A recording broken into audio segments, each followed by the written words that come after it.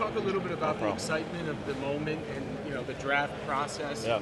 How hard you've worked your whole life for this? How exciting is it? Oh, it's a dream come true. It's everything I've asked for, everything that I've dreamed and prayed about. It's awesome. It's a great feeling.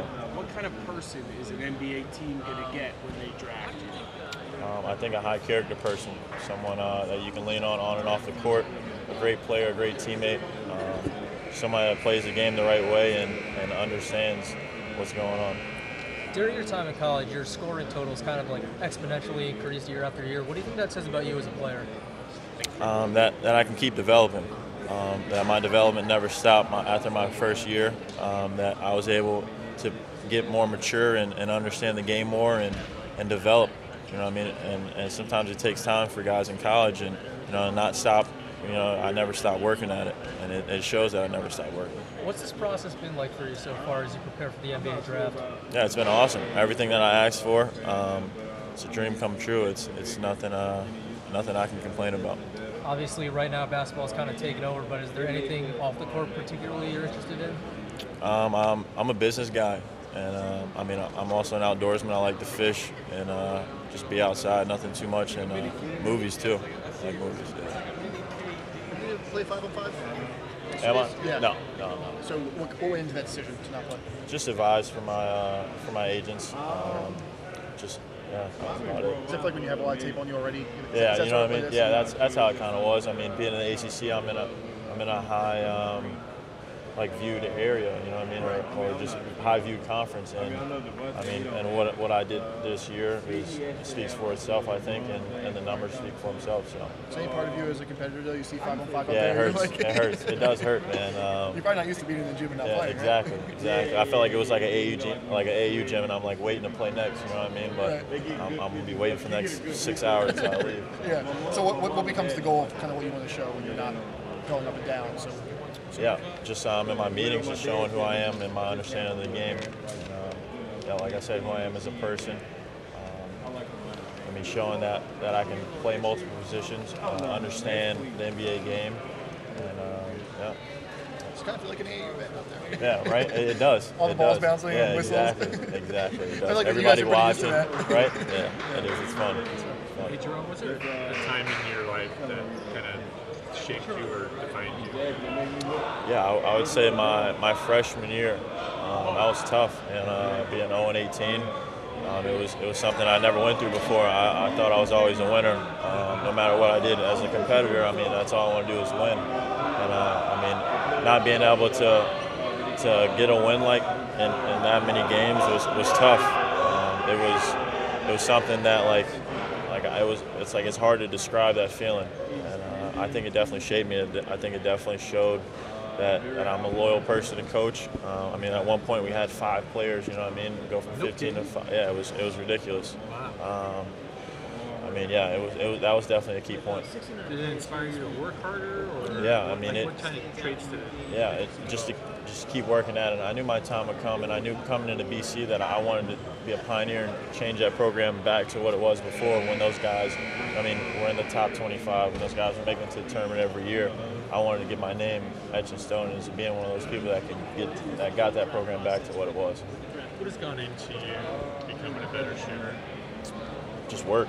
I mean, just working at it. Last summer I was in California training for 7 weeks, and I felt like I was a professional in those 7 weeks. And I mean, leaving there, I knew I would be in this position in 12 months. Who were you training with? Noah LaRoche. Yeah, he's Westbrook's trainer, and used to be at OKC and is with Integrity Hoops. A really good guy, and learned a lot from him. So you hear a lot about guys saying I make 600 shots in a day or 300 shots. Did you kind of have those goals, or did you have those? Yeah, it was until I felt good. Yeah. Like when I knew like I was making shots on a consistent basis and marking off goals that I wanted to. I mean, I was in the gym a ridiculous amount of time, but I mean, also working smart at the same time. I was never taking shots that I wouldn't take in a game. You know what I mean? So like, if it was taking that shot 100 times or taking it thousands of times, like it was something that was a game shot that I was working on. Has anything in your form changed over the years? I don't think so. I think I've always had kind of the same smooth form. I learned it kind of from my dad. but no, nothing really. Can you maybe describe your upbringing? What your home life was like? Yeah. So my dad played basketball in South Florida, 9 years overseas, and I mean, I had 3 younger brothers, and it was all outside. You know what I mean? So we stayed busy outside. Played multiple sports. Played football, baseball, basketball growing up until I got to high school, and then I just played baseball and basketball until after my sophomore year, and then I just switched straight basketball. I mean, it was sports family. We were so busy with sports, it wasn't. Yeah. What position did your dad play? He played small forward. Yeah. So did you guys go 1-on-1? A lot.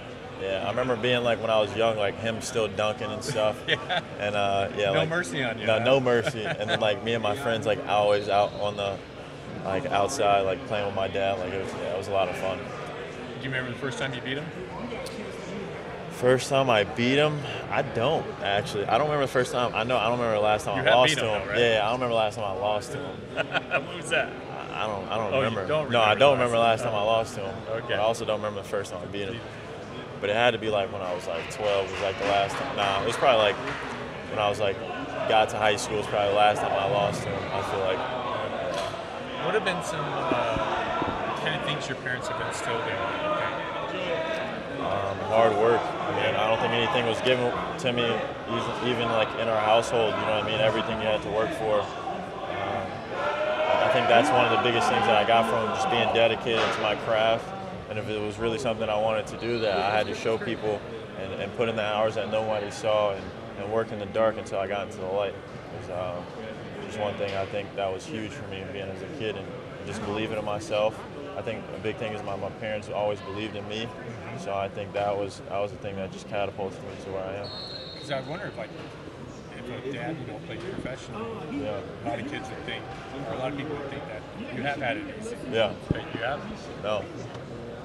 made sure you had work. Yeah. Exactly. That's cool. Exactly. You just said an interesting thing, like what separates. So many of you guys are like one's this talented, it's so close. Like, what do you think separates? People get at least as far as you're here today versus like your parents are giving you confidence and maybe other kids aren't getting something like that. Yeah. It's like a separation factor outside of just working hard every day. Yeah, I would say probably the way I approach the game, my mental aspect of the game is, I think, different. I think I always know that basketball is more than just physical. Like, I don't have a ridiculous wingspan or a ridiculous height, but I know that I might have a mental advantage over a lot of guys or anybody that I play against. It's just the way I attack the game. And shooting, I mean, there's the form and everything and the rhythm, but there's also you gotta have that. I'm just playing, right? Exactly. If I miss one, I'm gonna miss one. Yeah. You just keep playing the game. It's on to the next play. I remember being a kid and my dad used to like change up my sleeve. Like if I missed a shot, like it's on to the next one. Like it's no big deal. You just keep playing the game. Yeah, no problem. How much do you think character plays into your kind of being an attractive prospect? Yeah, I think it's big. I think these teams nowadays are looking for a good person, a great person that they can have around. I mean, you're literally with them, you know what I mean, all the time. It's your family now at that point. So I think character is huge. I think that it's somebody you have to have. You can't have anybody that's like, just messing around and kind of not being professional. I think it's your job at the end of the day. I'm from Portland, and I understand you're going to meet with them. Do you know about their culture and about how they draft guys with good character? Yeah, so I've been hearing that too from a lot of teams, like just how they're looking for great people and good character guys and people that they want to be around. And like I'm not surprised that Portland's the same way. I feel like a lot of teams are, I mean, if not like already in that kind of area of thinking.